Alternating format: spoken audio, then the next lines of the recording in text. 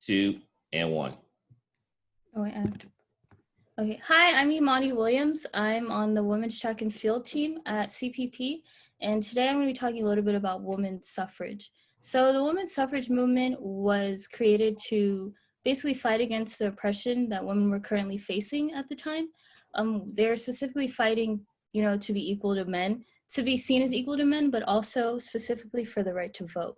So after decades of protests and failed legislation, they actually had a huge victory when the 19th Amendment was passed in 1920, where they gained the right to vote. And that amendment basically stated that no state could deny a citizen the right to vote on the basis of sex. And so this whole entire movement was extremely influential in US history, and it is also seen as like a turning point in gender equality in our country. But what some people don't know about the movement is that it actually kind of turned a blind eye to racism. And while white women were now given a clear path to vote, Black women and other women of color still were being barred from exercising that right. And so states did this by creating discriminatory voting practices like poll taxes, literary tests that you had to take before you were able to vote. And this was clearly made to keep people of color and minority groups from actually voting.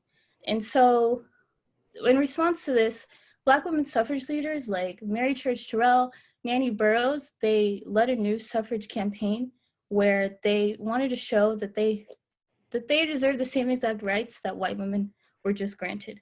And so after 45 years of fighting, it wasn't until 1965 when the Voting Rights Act was passed where all women of color were now truly able to exercise their right to vote.